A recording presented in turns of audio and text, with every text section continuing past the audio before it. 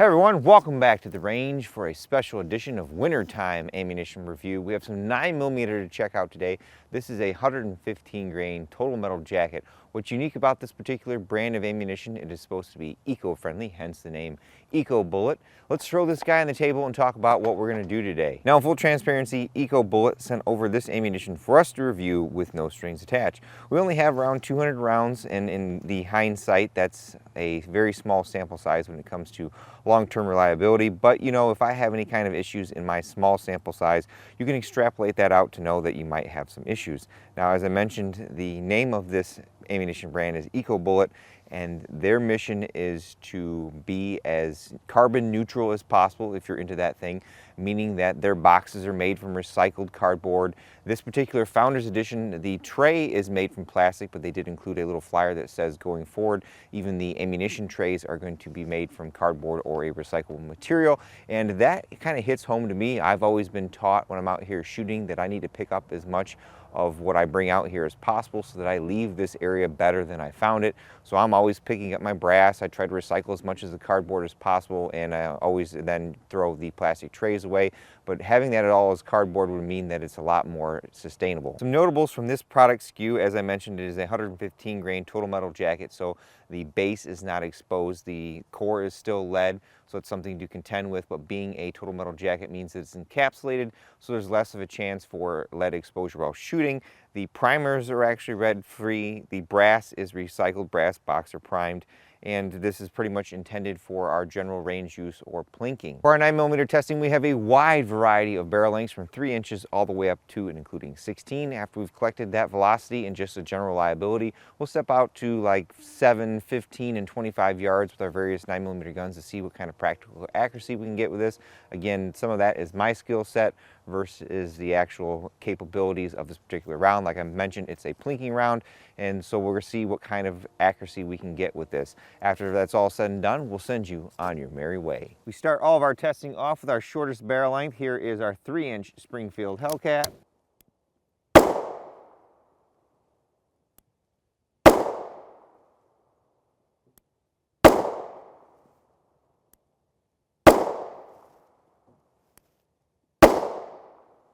Now up to our 4-inch, this is the venerable Glock 19 Gen 4 MOS. These might be collectible someday since they discontinued all of them for the V model. We have the backup tactical Mr. Fancy on the bottom of there.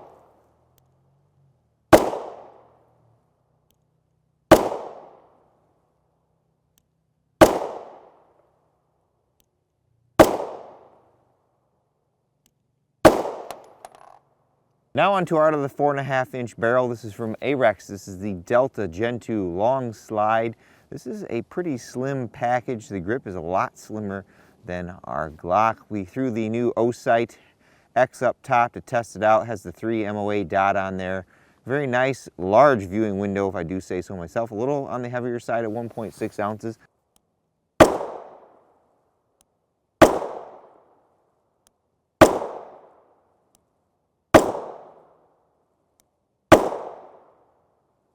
Now onto our PDW PCC guns. This is our UTAS Mini 9. This is an SBR. This is a 6-inch barrel, has AR-15 light controls with a charging handle. It is pretty much straight blowback.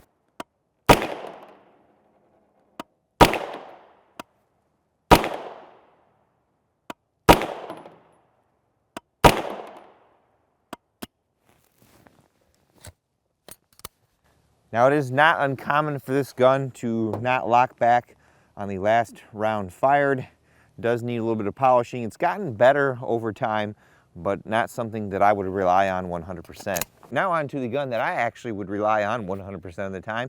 This is our 7.72-inch barrel CZ Scorpion Evo 3 S1 SBR. Very nice little package here. Got the Yankee Hill R9 front.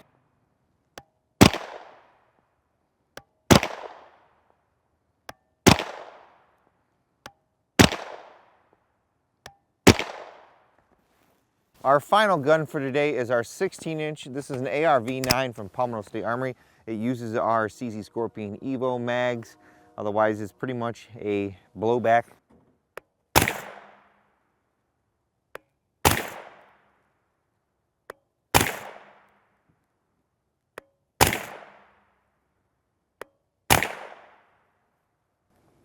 Picked up a little bit of speed there, around 50 to 55 feet per second. Got locked back. So far, this ammunition, at least in my small sample size, has run pretty much in my guns. I would need a lot more of it over time to see how it does. Here is our Eco 9mm 115 grain TMJ at various different yardages with various different guns, all shot in the same day, about 50 degrees outside today. First R.A.N.G.E from a bag on a bench and chair at 6 yards, 0.775 inches. Then out to 15 yards, 4.50 inches for some reason. Then we walked down, checked it, and came back and immediately shot a better group at 2.546 inches. Now I'm shooting these groups before we do the velocity string, so we'll have to check the standard deviation and the extreme spread. This is using mixed head stamp brass, so there could be some variations in there that are causing some velocity discrepancies. Then we got our ARV9 at 25 yards. That's got a 6-power scope on it. 0.622 inches, very impressive. That's pretty good for a TMJ. We grabbed out the Evo at 25 yards. Our first group was 1.939 inches, but then again, our second group had a lot of flyers there for some reason at 5.205 inches, and that kind of seems to be the pattern here. As we shoot one good group, there's a little bit of heat in the gun, and then we shoot it again. So this was the ARV9 again at 25 yards, and that group opened up considerably, and that could just be a bullet choice. Well, folks, there you have it. That concludes another ammunition review out here at the range with our EcoBullet 115 grain total metal jacket in 9mm. Out of that 200 rounds that we fired, we had one light primer strike, and that was in our UTAS Mini, and that gun is not known for its reliability. Otherwise, we didn't have any feeding issues. Now, in terms of our practical accuracy, I think we've seen this before with our Callaway Ballistics total metal jacket bullets, where maybe the jacket thickness isn't good enough for certain barrel types, and we see that group open up. And usually in the past, anything that I shoot in 9mm full metal jacket or TMJ wise, if I'm under 2 inches at 25 yards in the ARV9, that's doing pretty well. Once I step up to that hollow point round, that's usually when those group sizes shrink. And again, this particular bullet is meant for a range plinking load. It's not defensive use or match like precision. It's just meant to come out here and sling ammunition downrange. And at 25 yards with my guns, I'm able to hit my steel, so that's good enough for me. So all in all, if you want to channel a little bit of your inner hippiness, these boxes of ammunition are offset with their CO2 with different outdoor projects, and that's something I can get behind. You know, the place where I shoot out here has been taken care of for many, many years. My dad planted a lot of trees out here, and I want to take care of it as much as possible. So if I can kind of do some of that while supporting a veteran-owned company and being able to come out here and shoot, I'm going to do that. With all that being said, it's time for me to get the heck out of here. But at the end of all my videos, I take a moment to thank all those who help make this possible, because there's a lot that goes into them. Number one is my family. They are a big help out here. Deacon likes to ride the side-by-side, and Amy helps us run the camera and pull the trigger from time to time.